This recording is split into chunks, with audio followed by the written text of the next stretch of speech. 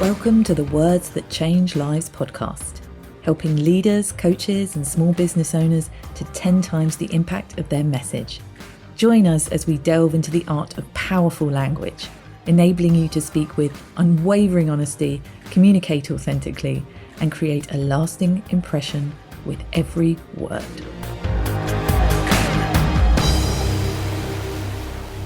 In this episode, we have another head-to-head, and this one is called Eyes versus Ears. And I am speaking to the awesome Shiggi Pakter. Shiggi is a multi-talented entrepreneur who found her niche in helping business entrepreneurs find their online voice through various audio assets, thus founding AudioFi as the playground for audiobook, podcast, and other audio content production. She's got a background in sound engineering spanning over 20 years, twinned with a love for the theatrical. With the help of various clients over the years, she's now created her own Redline method that allows business authors to remotely record professional sounding audiobooks ready for Audible, private hosting, or any other kind of online utilization. She's also a pretty awesome professional DJ. She loves Brazilian Jiu-Jitsu. She is a coach.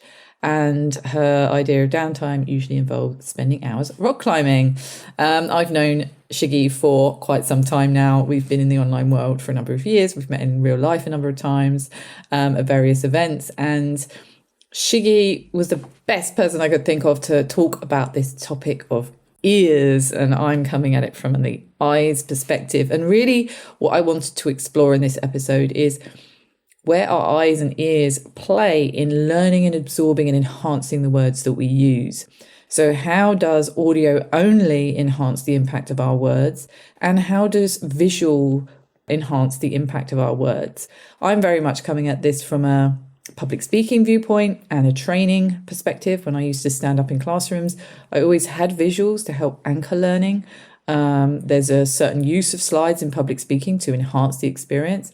And Shiggi's coming at it from the ears perspective in terms of real enriching audio experiences, the future of audio, and what we can think about and how we can use audio to our advantage. So let's dive in. Hello, Shiggi, and welcome to the Words That Change Lives podcast. It's so great to have you here. Hi, Helen. Thank you for having me. It's been a while. It has. It's really great to speak to you.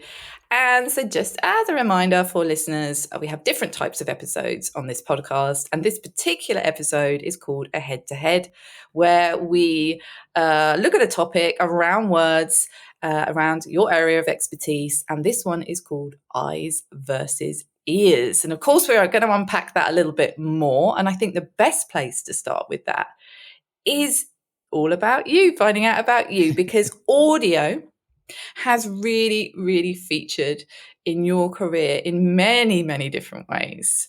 And you have many, many skills and talents around the power of audio.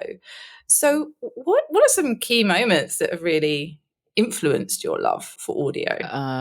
Well, let's start with when I was a little baby. And English wasn't my first language. So I know if you listen to me right now, you're like, oh, she sounds like she's American. I'm not American. I'm Kenyan. But when I first existed in the world, English was not part of my lexicon whatsoever. I spoke fluent Swahili up until the age of about 5 or 6 years old. And then with my parents, my stepdad came into my life and he speaks English and a bunch of other languages. And my first kind of understanding of the importance of language, like audio, I was obsessed with music. I've always been a creative music, whatever person. So that's one thing. But when it came to like linguistic processing, I had a bit of a disadvantage when I first moved from Kenya to England, and everyone spoke English and I didn't. So I didn't really care. As long as I was with my mom, I didn't really care. And you're going to love this because all I really relied on was body language to start off with. But what I also relied on was intonation. Even listening to music, I'd listen to a lot of English music, but I wouldn't know what was being said. Like my favorite artist from the age of, I think, 3 was Prince. Good choice. I mean, it's a good choice, but he says some naughty, suggestive things, right? And I knew nothing. So I think literally from the time that I started learning English at the age of 5 or 6 years old, I was already starting to understand the process of language. Having to Hmm. learn English from a second language point of view, but to a very high level, clearly, kind of gave me the opportunity to understand how you say things and what they Hmm. mean. So I embodied that quite a lot. And then coming into what I do now, honestly, it was a very nonchalant kind of like, yeah, I have the skills and obviously everyone should do this, but they don't. So I guess maybe I should help people. Um, think in what was the first time? I think 2018 was the first time I was initially pulled into the area of spoken audio assets, Hmm. as opposed to music, because I learned music technology at university. Can we just take a few Yes. steps back there? Because first of all, I can imagine going from Swahili Yes. to English. That's an incredibly different language in its composition. Mm. And so what you're saying there is that the way that people were saying things was what you picked up on. Hmm. And then I'd love to talk about your music, because obviously I have really connected with you over music and DJing, and obviously it's just a hobby for me. But you really you go out there and you do your thing, which is absolutely incredible to see. You look fantastic. You look amazing. I can't. Please remind me the name of your DJ name again. Yeah, it's going through a transition at the moment. It was, gosh, there was so many things. It was Neopink, but That now was it's it. Neodroid. Love it. It's what it's changed into.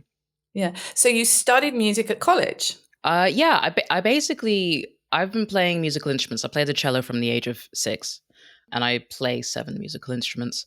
Um, and then I started studying music technology, not music, at A level. So from the age Mm-hmm. of, I believe, 16, 17 is kind of when A level start. Mm. So I And did. what was it back then? What was the technology? It was hardware mostly. At St. Bede's, we had a music technology hut, which is kind of Mm-hmm. cool. We had lots of MIDI equipment, so like kind of keyboard controllers. We had a huge outmix desk, which was great. It was a Mackie. Was it a Mackie? No, it was a Fostex. Sorry. So like, if anyone is younger than, I suppose, a 90, uh, a 97, oh my god, a 97 baby or something, like, I'll say Yeah. Fostex and you'd be like, what? um so we had a Fostex mixer with a Fostex hard drive recorder, so we would do Mm-hmm. multi-track recording on the mixer, so all our instruments would go in through the back of it, and then it would go out onto this little hard drive in a rack. Right. And a lot of people would be like, if you're a musician or musically inclined producer, and I'd be like, oh yeah, I saw those in my software, and I'm like, no, hardware. Hardware. Yeah. So yeah, that's what it was. It was a lot of live music recording. The group that I was with, it was mainly dudes. I think there was me. I was mainly the only music tech focused female. There were 2 other ladies who would come in and pop in for music tech, but they did it for recording their instruments. But Ah. I was a tech person, and through that, I also learned how to live monitor a jazz band, our school's jazz band as well. So that was my first kind of like touch into my sound engineering kind of career. And then I went to Brunel University and studied creative music and technology. I didn't realize it was creative music and technology. Okay. So it was a heavier lean on the creative Yeah, music. so my instruments had to come out in full force. I was just like, I didn't come here to play music, although the improvisation stuff was great. Learning Mm. a time signature. What was the time signature? I think it was 10 over 14 and a half, which was crazy as a time signature. Mm. So yeah, a lot of learning in there. I know I glossed over that initially, but yes, I am very musically inclined. I started DJing when I was studying A levels because I was at a boarding school, and Disco Dave wasn't really selling it. His music taste was I limited. can imagine. I can So imagine. me being the cocky little 17-year-old that I was, I'm like, I could do better. Bear in mind, I have never touched vinyl or CDs or any DJing aspect ever. It's just me and my friend Stanish. We were music tech buddies. We just hang around a lot. and he had Mhm. vinyl and he played trance. And I was like, I'm going to learn to DJ over summer. So I did. I begged my mother to get some CD decks because I knew vinyl was going to be too heavy, at least with CDs. I already had a huge CD collection because I love music. And she pawned her car. She pawned her Volkswagen Jetta that she just bought for these Wow. decks. Yeah. And she's like, you had better get the money back for this, And obviously I have, plus change. Yeah. What an incentive. It was. And I learned from a book called How to DJ Properly, which I think should be the Bible for everybody. I didn't know there was such book. Yeah, it's. I still have it. I should have brought it down. I still have it with me. Like, it's literally how I learned to DJ. There wasn't YouTube in 2003, right? No. It's when I started That's learning. that's when I started learning. 2003, I bought Technics and Technics 1200s. There you go. So you're way more advanced than I was when I started. I started on CDs, and then I learned how to DJ on vinyl at university after blagging my way into a job as a sound engineer. I had no idea what I was doing. Like, I just made my CV look really sexy, and they're like, "Yeah, sure, this sounds great. We'll hire you." And I'm just like, I don't know what I'm doing. Amazing. So yeah, that's just the beginning part. I'm not going to go into the whole thing because we'll be here forever. But that then, obviously, the trajectory off there, you've moved into digital from CD. So I skipped the CDJs. I had a huge gap where I didn't do any DJing at all for like 10 years. And then I got my tractor, Yes. got my little S2, and I got the S4 a few years ago, and loving that. But so you carved out a career in DJing. Yeah. I just it still is and always probably will be my happy place because it's a conversation again, right? It's a conversation through music where people feel sounds that make them feel a certain way. Most of the time, it's happy, or emotional, or like, if, like being a fellow trans baby when Adagio for Strings plays, and then you just got that euphoric trance was great. I don't know what happened to it, but that's not a conversation. I know. I first started mixing trance. That was the first records I got. I did jungle because obviously I didn't want to go on like easy level. I wanted to go on expert mode from the beginning. Not even drum and bass, just straight up jungle where you got chopped up almond breaks. Yeah. So, I mean, I could talk to you for hours about separate that. Episode. Yeah, separate episode. So where did that then led you? And you labeled it up really nice, and I can't remember what you said, but it's into then the more the world of using your voice through audio in a number of different ways. Mm-hmm. So what did that look like for you, and how did that kind of happen for you? So you went from you did sound engineering. When did you cross over to actually using your own voice?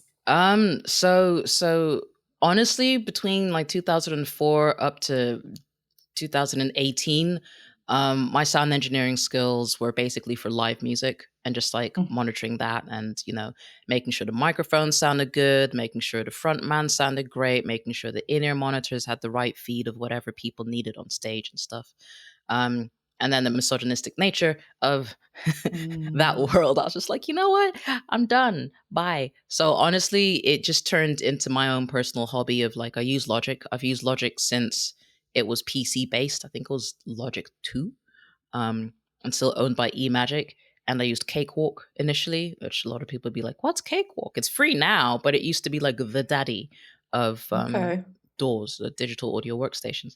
So honestly, it came down to a point where we were in an entrepreneurial group and a friend just posted, hey, I've got these audio files that need to be turned into an audiobook. Can anyone do it? And I was just like, give me the files. What the hell is this? And I started to do it for free because I honestly, I was just like, what is this? Genuinely, like, what is this audiobook thing? Because I've been a snob the entire time up until this point. I'm like, audiobooks are done by Penguin Publishing and it has to be done in like a professional studio, and like the sound engineer needs their personal rack of like EQ things and all this literally, the elitism was there. I mean, I had the elitism with podcasts as well. I still have a bit of an issue with podcasts, but we won't go there just yet. But yeah, like being in the music audio space as these things were coming in. Like podcasting to start off with was a really expensive hobby. Like what we're doing right now didn't exist in 2006. You know, it was very, very basic and very kind of like geeky and nerdy, and only like the elite nerdists who were radio people would do it, not us. So yeah, that's why I ignored it for the longest time, because I was just like, I felt my skill set as a live monitored sound engineer didn't really have a place.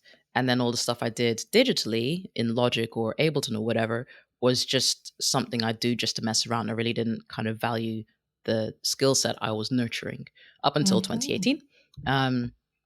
So I got given these audio files for free, and they were horrendous. Like, they were recorded, I think they were recorded in Thailand, and there was like emergency ambulances going in the background, motorbikes, children screaming, people having arguments, all kinds of things. And I worked with it. I didn't have what I have now as far as the digital rack of software that I have, that I can literally just like slice through audiobooks like in a fraction of the time. So it took a lot of time, a lot of work to do it. But I did it, and I was just like, this is a thing. And said friend was just like, oh, well, that was great. And it went up onto Audible, and it's still there now. And he was like, do you want to make it a business? Because I was coming out of another business, and I was just like, I guess. He was like, go on then. And that was it. Wow.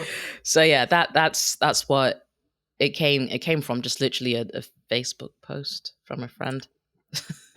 And how has that unfolded? So what sort of things are you doing now? What sort of projects, what types of things? So it's been quite interesting in the sense that between that time and now, I did have a little flirtatious time with podcasts.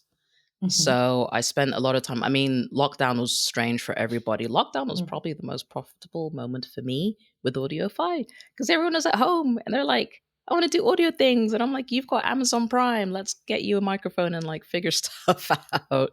Yeah. So lots of podcasts were done, which was interesting. But now I feel like my interest, my creative focus for podcasting means I'm not as aligned with it. So I've kind of decided I don't really do the whole editing and promoting and podcasts, because I am creative in the sense of assets, like audio assets. How do we muscle this audio asset into something that is of use? Not you've done it and then you forget it. So I started designing a podcast archive searching database. So people can search with keywords to find parts of their podcast that refers to certain things. That's been 3 years in the making, and I'm still designing it because I'm not a programmer, and it's very, very labor intensive. So that's one aspect.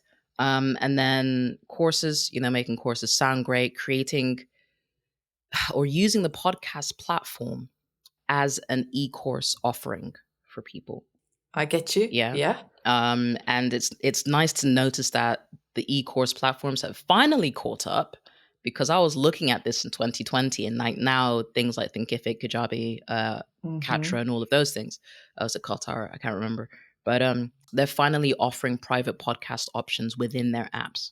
Yes. Which is a beautiful thing, because if people want to learn from whoever as they go, and the entire course is in there, then they can kind of access it on their phones or on their computers or whatever, which is great. So I've been looking more into the creative audio asset space. But then audiobooks are definitely still my bread and butter, because, we're in a similar space where if you are the face or the brand of your business, whether you're an entrepreneur or a solopreneur or whateverpreneur or freelancer, whatever you want to be, if you're the face of it, you're going to be the voice of it, and that voice is going to be on stage. And that's kind of one of my prerequisites I have for audiobook people, is that they either aspire to or have stage experience, because then it makes their vocal presentation more exciting. Oh, that's really, well, that is an amazing segue into let's go what I want to talk about next, because as you said there, so a part of my business, not all of my business, but a part of my business is helping people to do that on the TEDx stage, on keynote stages, on corporate stages, to be able to deliver an articulate talk in a way that is compelling and makes an impact and incites some type of inspiration, motivation, or action. Mm-hmm. And of course, there's a skill to that. And when people are giving talks, there is audio, of course, there's sound, and how people are receiving that information is really important. Mm-hmm. But a lot of things that I work with my clients on is how we are using visual anchors as well to enhance the impact of what people are saying. And of course, there's many situations where someone's just had a mic and absolutely slayed, just had made such an impact with just a mic, but still they've got their body language. The audience are still watching them. And in the days of my learning and development career, everything that I did was focused on a trainer helping people to learn with other things that are going to anchor that learning. Mm. So this is the eyes part of this head-to-head.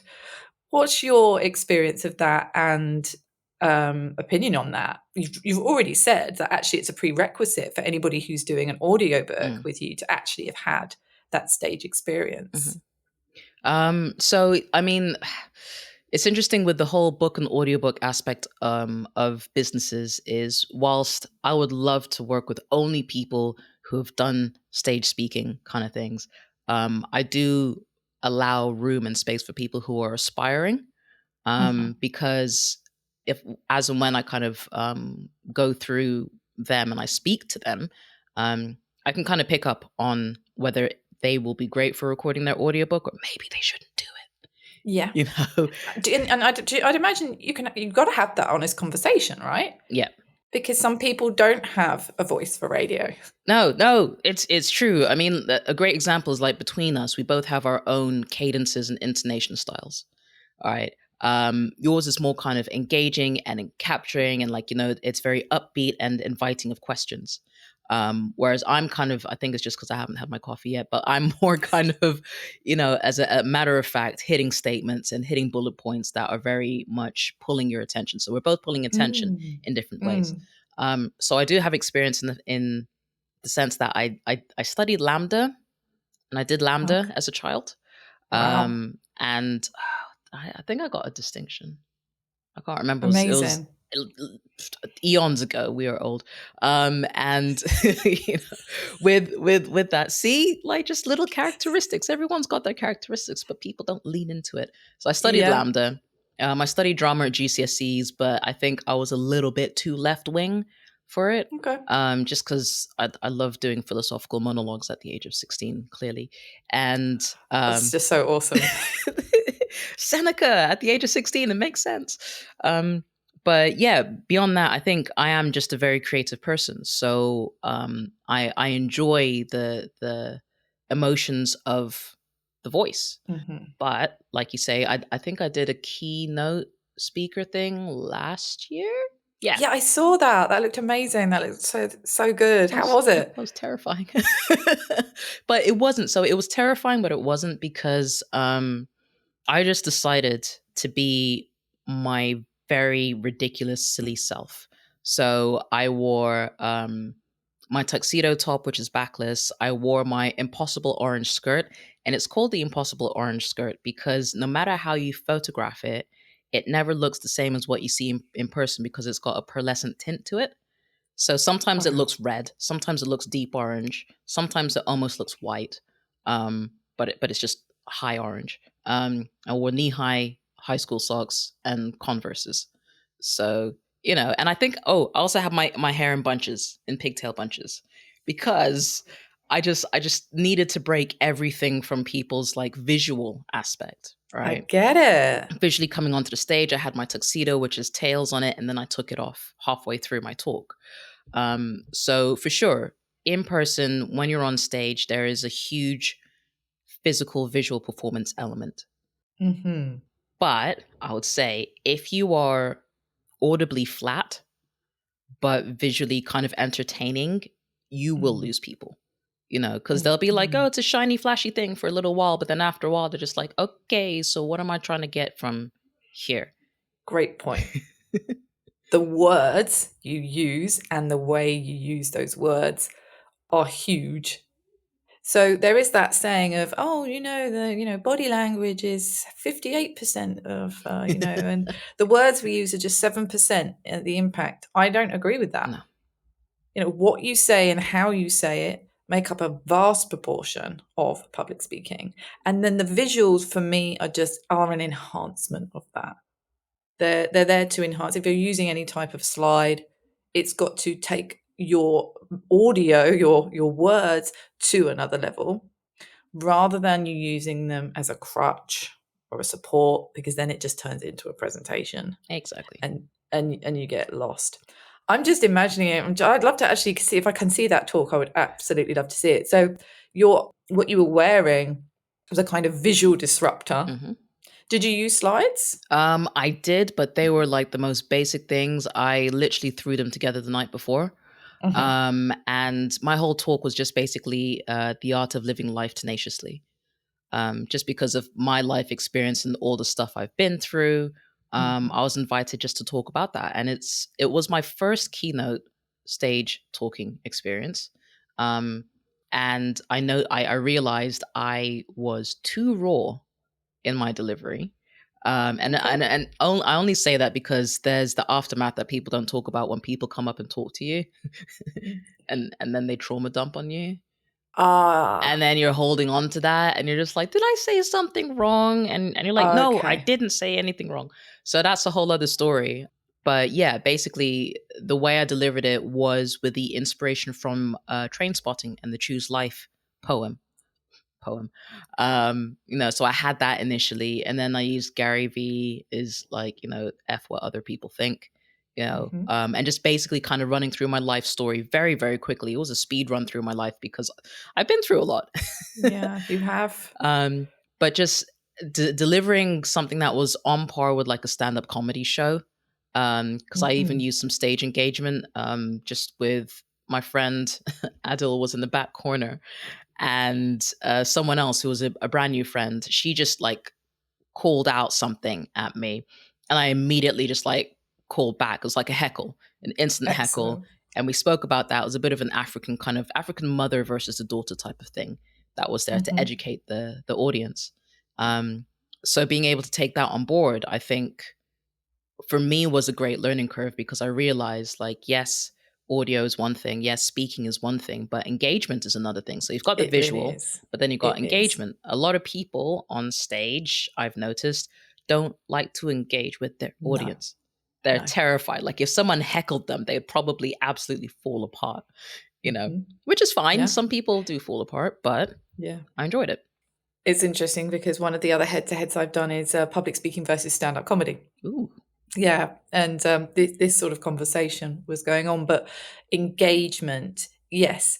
Obviously, with the drama training, the background training, it's breaking the fourth wall, Mhm. right? It's breaking that fourth wall to go on and dance with your audience and have them to go on that dance with you. And with TED Talks, that's actually less of an option. Mm. So the talks are, short; they're 15 minutes long, and there's less opportunity to engage. Whereas a keynote, which is longer, there's loads more opportunity. And you're right, it's not just about audio, it's not just about visual, it's also about breaking that wall and engaging with your audience as well. And you don't actually have to have engagement from your audience to engage with your audience, True. but it adds another dimension to what you're saying. I think we're agreed here, it enhances the impact of your words. Absolutely. So let's strip it back then and let's go to ears. So obviously this is your absolute area of expertise. Yes. So what does audio only do that Um. visual doesn't do? So do you remember when you were a kid? I don't know if you ever had this. I think this was just me because my parents traveled a lot. I used to listen to the Beatrix Potter stories I did. on tape. Right, Yes. I have my own cute little teal colored like baby boombox thing, right? And at With your night with headphones. the headphones, and I would listen to the stories, right? Bear in mind, I had the entire collection as books as well, Yeah. right? But I always preferred listening to the stories. And I know audio dramas are a little bit different because that kind of leans. Actually, I'm going to mention it. It leans further into creating stuff in your head, Mm-hmm. right? Because the music, the sound foley, the rustling of leaves versus the crackling of fire, kind of it Yes. elicits feelings out of you, right? Mm-hmm. And then you create the visuals or don't. Audio gives you the option to either create your own visuals if you are very visually um, you exist in a more visual space, Yeah. because everyone has, I think there's three different learning styles. So Yes. you got your audio, your visual, and your kinesthetic. Kinesthetic. Yes. So if you're visual first, then you will probably be really good at visualizing. So Mm-hmm. listening to stuff only means you can visualize stuff that is good for you or makes you happier, you know. Mm-hmm. So listening to Harry Potter books to make it a little bit more relevant, because again, we're old. So making it we're not. It's just you say Beatrix Potter to some people and they're just like, what? I'm like, the bunny rabbit, like, well, and just like, find Harry Potter being read by Stephen Fry. Okay. Which is my Yeah. level of mastery, is basically listening to Stephen Fry's recordings because they are beautiful. Mm-hmm. But listening to that elicits whatever emotions through your visual field or through your kinesthetic field. So if you Right. feel a certain way, hearing a thunderstorm with rain pattering on the windows whilst it sounds like you're indoors next to a cozy fire, right, Mm-hmm. is gonna, like, even saying that, like, I feel, a little I bit feel it. warmer. I feel it too. And that's because you can hear it. We're all very familiar with those sounds. So that familiarity will kind of create spaces that you can not really get as much when you're already visually force fed things. Right. So yeah. It's interesting because as you're talking, I'm thinking, gosh, yeah, I am so visual. So I am like majority visual. And I love listening to things. I used to love listening to the stories. I love listening to docuseries, podcast docuseries, and the visual element. I'm thinking about it. I'm listening to one at the moment. I am visually conjuring images in my mind as I'm listening. Hmm. So there is still the visual element there, right? Yeah.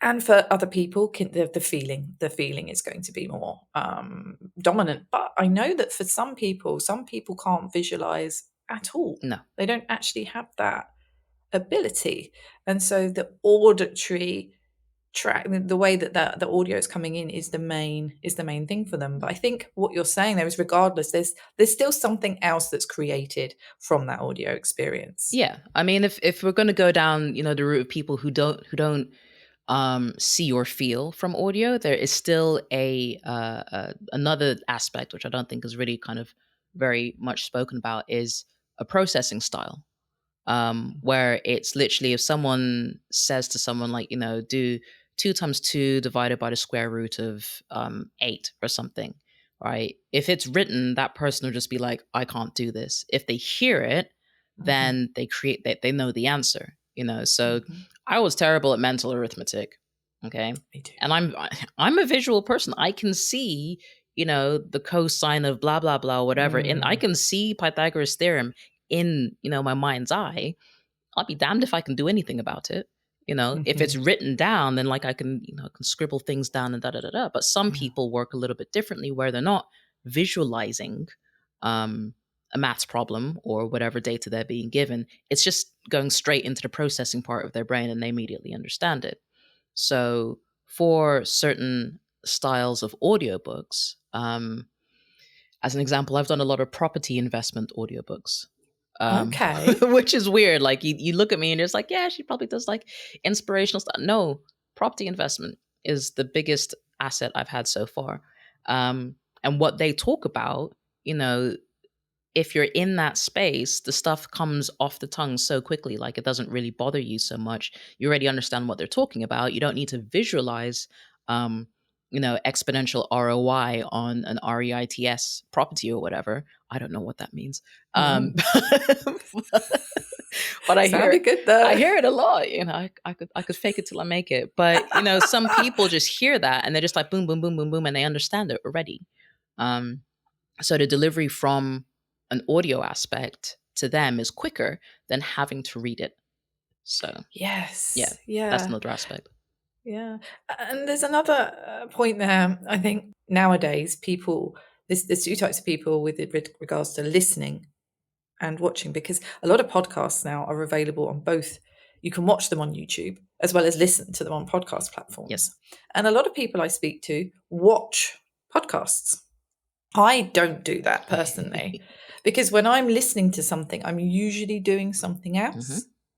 I'm usually tidying up or like doing other bits or walking or exercising or something like that. Whereas a lot of people like to watch podcasts. But I guess with the audiobook, it's either you're reading the book or you're listening to the book, Yes. right?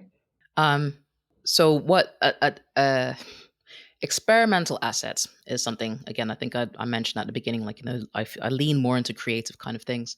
And something I've noticed, this is more for my personal interests, is, you support your various like audio narrator kind of people on Patreon or whatever, is doing live streams of your recordings.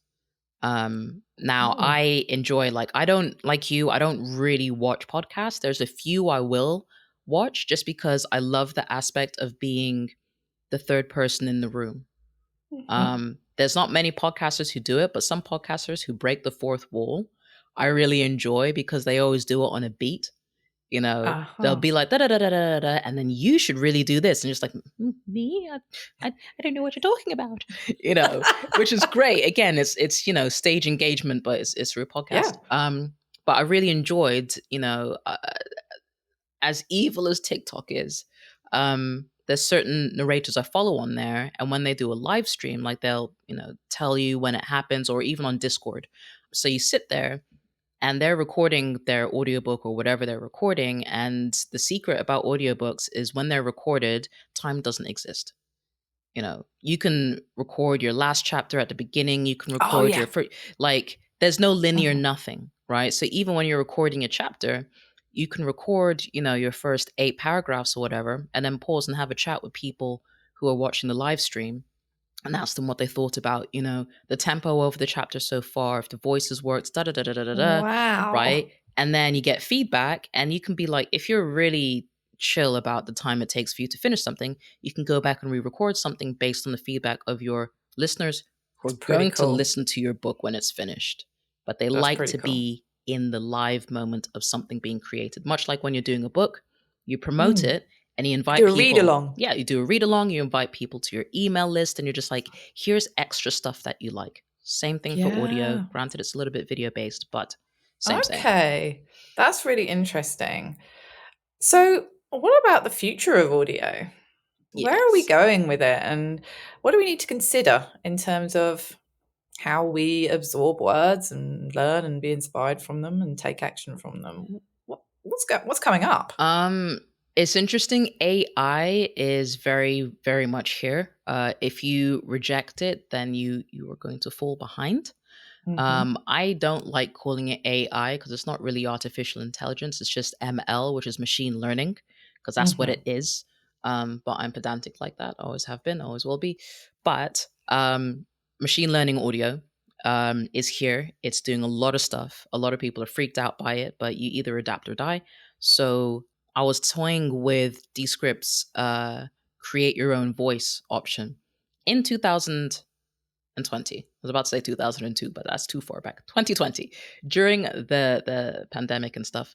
I was already looking at, how fun it would be to have my voice, a cloned voice that can narrate my essays for me in my voice. I then realized that my voice is way too kind of like all over the place for AI to be able to do that. So it's a safe bet. But now Okay. it's gotten so much smarter within 3 years, 4 years. Now, there's people talking about like fake Drake songs or fake artists, Yeah. songs coming out, because now you can emulate voices really, really well. So that's something that's coming in.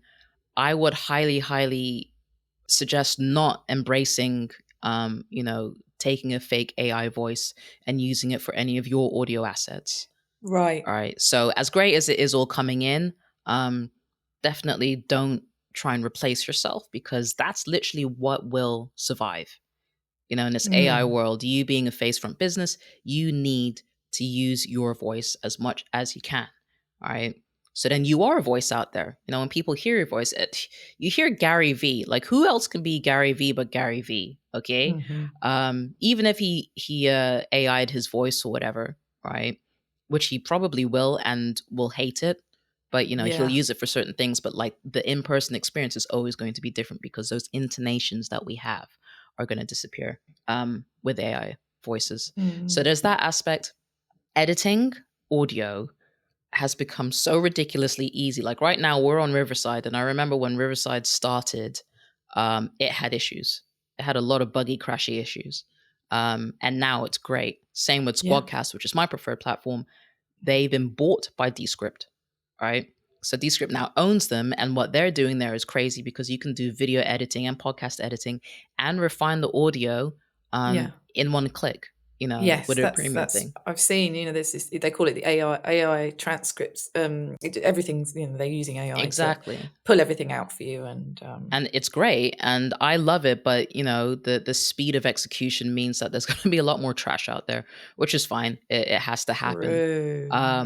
Which means, again, your voice is super important in the myriad of trash coming out. So yeah, let's talk about that. Are you able to share a little bit about that in terms of the focus that you've got on that type of thing? Yeah. So I kind of hinted before that like I've kind of let go of the world of podcasts just because unless you look at the long-term plan with your podcast, which goes beyond, like, if it's beyond your business now, do you still want it to be around? Like, you have to pay for hosting, you have to pay for certain things and stuff.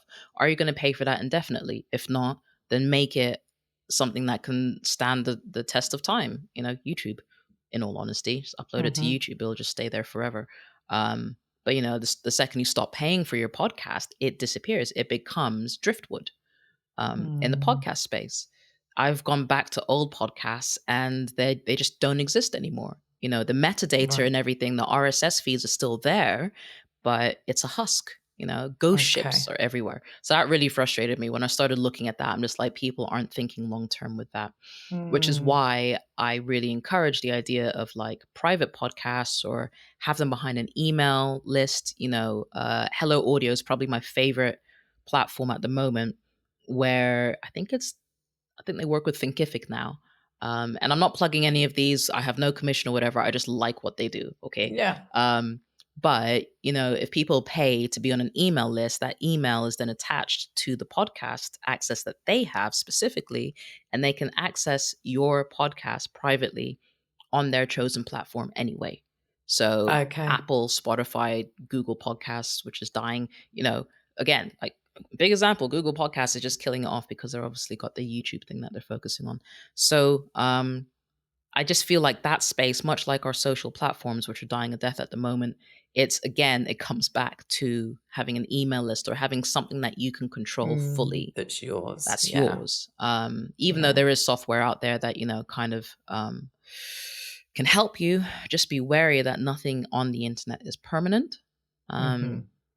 So with whatever audio stuff you have, if you can host it privately, that's great. If you can host it with some software that's around for a while, that's great, but always have your own backup.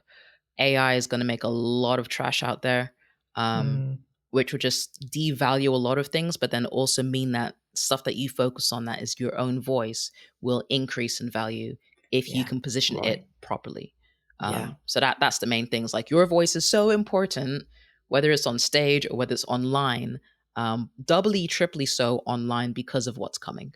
That's really, really insightful. And nicely wraps up this episode of Head to Head with Eyes versus Ears. Shiggi, it's been so awesome to talk to you. I've actually learned a lot, and I'm buzzing. It's been really, really great to talk to you. And with all my guests, I ask them one final question on the Words That Change Lives podcast, which is, what words have changed your life? It's going to sound so cheesy, but honestly, it's very memorific. It's cool story, bro.